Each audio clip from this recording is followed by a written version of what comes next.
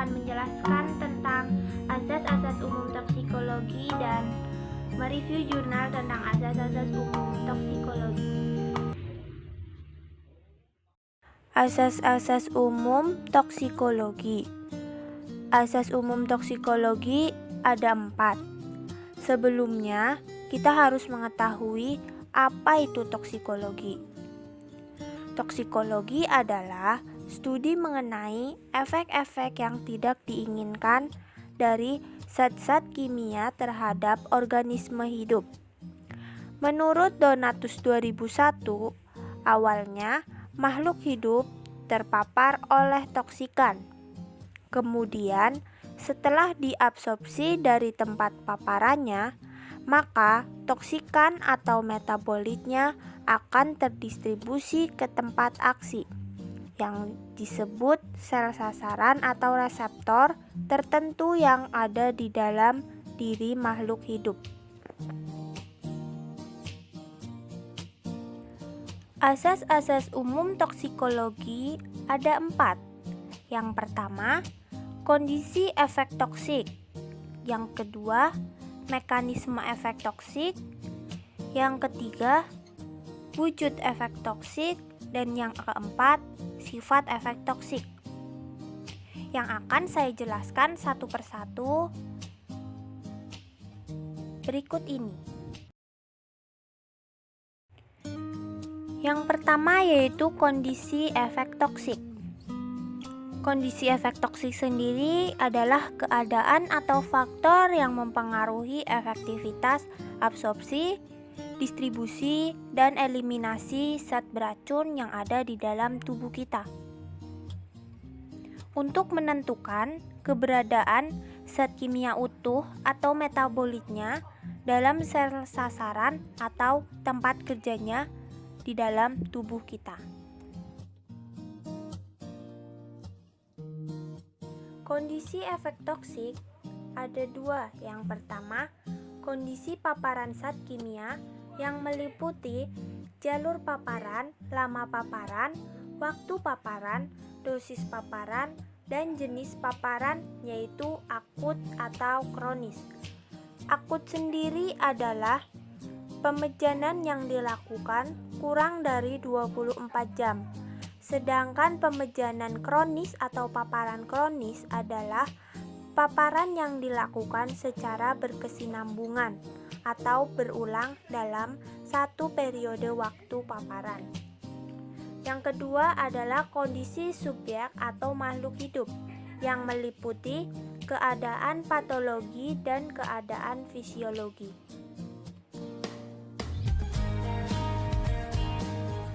Asas yang ketiga yaitu mekanisme aksi efek toksik. Mekanisme aksi efek toksik zat beracun berguna untuk mengetahui penyebab timbulnya keracunan yang berkaitan dengan wujud dan sifat efek toksik apa yang terjadi di dalam tubuh kita. Keberadaan zat kimia dalam tubuh menimbulkan efek toksik melalui 2 cara. Yang pertama, teknik intrasel atau biasa disebut sebagai aksi langsung primer. Dan yang kedua, teknik ekstrasel atau aksi tidak langsung yaitu sekunder. Sekarang kita bahas mekanisme toksik intrasel dahulu. Sifatnya secara langsung atau primer.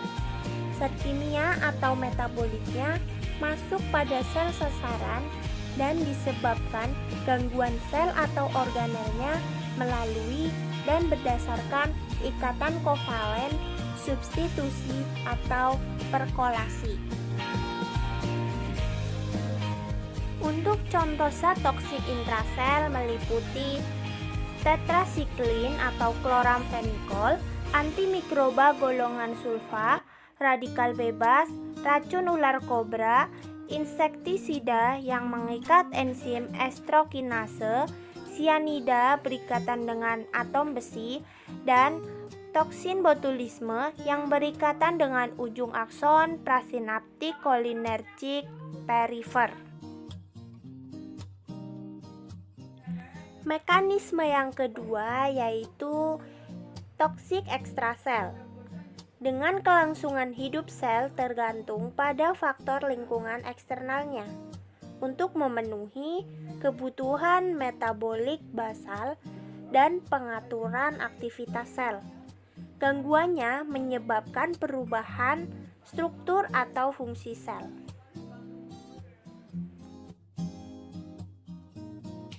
Kelangsungan hidup sel membutuhkan oksigen, misalnya nitrit yang dapat mengubah hemoglobin dan metamoglobin. Kekurangan oksigen di sirkulasi darah menyebabkan hipoksia, anoksia, produksi energi sel terganggu, dan terjadilah degenerasi sel atau kematian sel. Untuk sel pengaturan aktivitas sel, misalnya atropin, karena pengaruh syaraf otonom. Untuk suplai unsur hara, misalnya gangguan tekanan osmosis menyebabkan sel mengalami krenasi atau pembengkakan. Asas yang ketiga yaitu wujud efek toksik, mengalami perubahan biokimia yang meliputi hambatan, perubahan, dan gangguan. Contohnya sianida.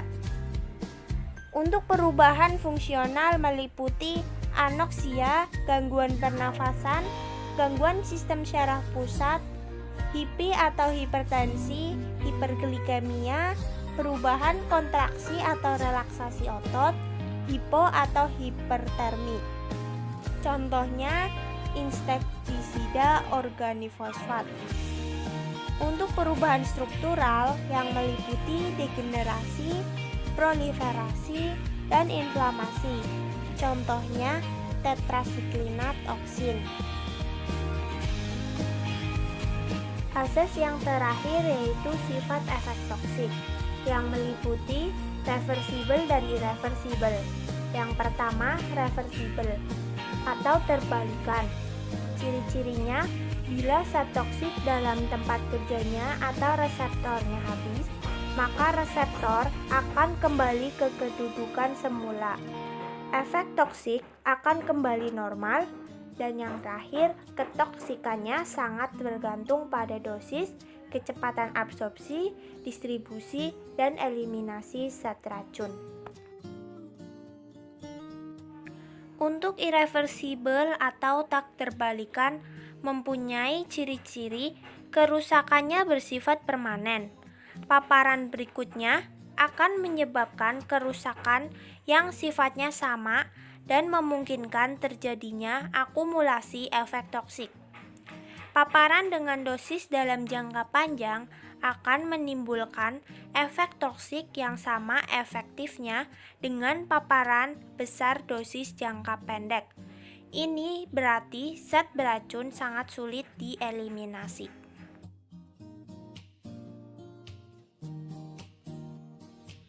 Setelah materi yang saya jelaskan tadi, selanjutnya adalah mereview jurnal tentang efektivitas toksik botulinum untuk manajemen blefarospasme esensial dan spasme hemifasial. Pertama, kita harus mengetahui tentang apa itu botulinum toksin atau botox. Botulinum toksin atau botox adalah suatu neurotoksin yang dihasilkan oleh Clostridium botulinum. Clostridium botulinum sendiri pertama diidentifikasi pada tahun 1897 oleh Profesor Emile van Emiragem di Belgia pada kasus keracunan makanan, yaitu di Elalase Music Society. Bakteri ini dinamakan dengan botulisme. Botulisme sendiri diambil dari bahasa Latin yaitu botulus yang artinya sosis. Jadi pada saat itu suatu kasus ini dikaitkan dengan keracunan makanan yang menyebabkan kematian karena sosis daging. Botulinum toksin sendiri terdapat 7 serotip atau 7 jenis toksin botulinum. Yang pertama ada toksin botulinum A, toksin botulinum B, toksin botulinum C, D, E, F, dan toksin botulinum G. Pada toksin botulinum serotip A, B, dan E menyebabkan penyakit yang disebabkan oleh makanan atau foodborne yang disebabkan dengan paralisis flaksid, motorik, dan saraf otonom. Pada tipe B ditemukan pada tahun 1910 dan pada solasi tipe A ditemukan pada tahun 1920-an. Blefarospasme adalah suatu penutupan kelopak mata secara involunter atau gerakan spontan yang disebabkan oleh otot orbicularis oculi. Benik esensial blefarospasme adalah suatu distoni vokal bilateral yang disebabkan oleh spasmamum.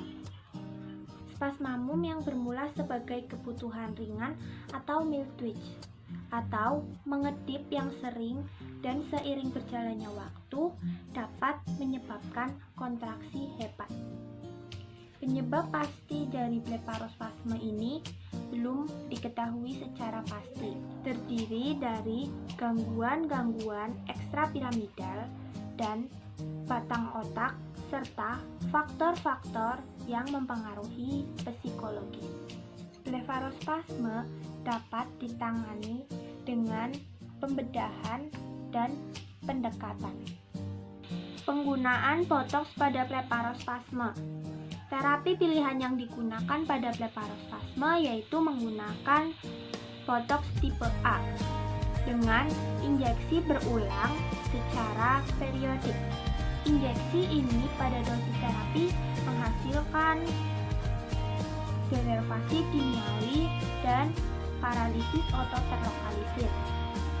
Injeksi botulinum toksin ini efektif, namun temporer. Onset of action rata-ratanya adalah 2-3 hari, sedangkan efek puncak rata-ratanya adalah 7-10 hari setelah penyuntikan. Masa efeknya juga bervariasi, namun biasanya 3-4 bulan, di mana terjadi pengulangan spasme dan injeksi ulang dapat dipertimbangkan. Selanjutnya adalah spasme hemifasialis. Spasme ini sering muncul saat tidur. Spasme hemifasialis ini dimulai dari otot orbicularis oculi menyebar ke otot-otot wajah lainnya. Spasme hemifasialis ini berbeda dengan blefarospasme. Spasme hemifasialis ini sering terkait dengan kelemahan nervus facialis bilateral. Dari kebanyakan kasus, penyebab hemifasialis ini adalah kompresi nervus facialis pada batang otak. Injeksi periodik botulinum toksin merupakan terapi pilihannya, selain daripada dekompresi nervus facialis. Botox merupakan terapi first line yang digunakan pada spasme hemifasialisis. Penggunanya telah dilaporkan mengarah pada kualitas hidup pasien. Milestone pertama kali melaporkan pemakaian botox pada 6 pasien spasme hemifasialisis tahun 1986. Efek samping yang pernah dilaporkan seperti dry eyes, ptosis, dan kelemahan kelopak mata serta wajah. Namun, hanya bersifat sementara dan belum ada efek samping secara sistemik serius yang dilaporkannya. Toksin botulinum telah lama digunakan pada penyakit mata, yaitu pada strabismus, blefarospasme, dan spasme hemifasialisis. Toksin botulinum efektif digunakan pada spasme hemifasialisis dan blefarospasme. Namun, efeknya temporer.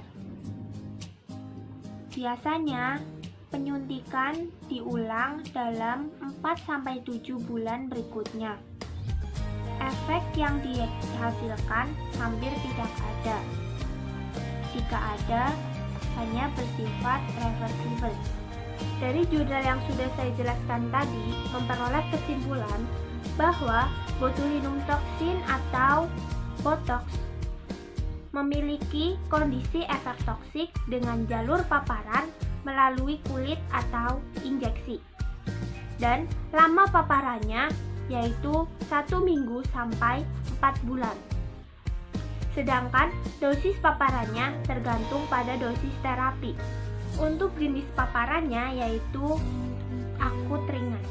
Untuk mekanisme efek toksik dari botulinum toksin sendiri yaitu toksik intrasel yang berikatan langsung pada ujung syaraf prasinaptik kolinergik perifer sehingga menghambat pelepasan ACH ekstrase dan terjadilah hambatan kolinergik. Untuk wujud efek toksik dari botulinum toksin sendiri yaitu secara voluntar. Maksudnya, Botox ini bekerja dengan cara menginhibisi pengeluaran asetilkolin pada kontraksi otot secara voluntar. Jika aksi potensial ini mencapai sinapsnya yaitu pada neuromuscular junction, akan merangsang influx kalsium menuju sitoplasma dari ujung syaraf yang akan meningkatkan konsentrasi kalsium, sehingga asetilkolin ini berfungsi dengan membran menggunakan suatu kompleks protein. Untuk sifat efek toksik dari botulinum toksin sendiri menyebabkan rasa kebas, merah dan bengkak pada area injeksi, mata berair, ekstropion ringan, bahkan ptosis. Tetapi semua ini hanya bersifat reversibel. Terima kasih yang telah menonton video saya kali ini. Apabila ada salah kata, mohon dimaafkan. Wassalamualaikum warahmatullahi wabarakatuh.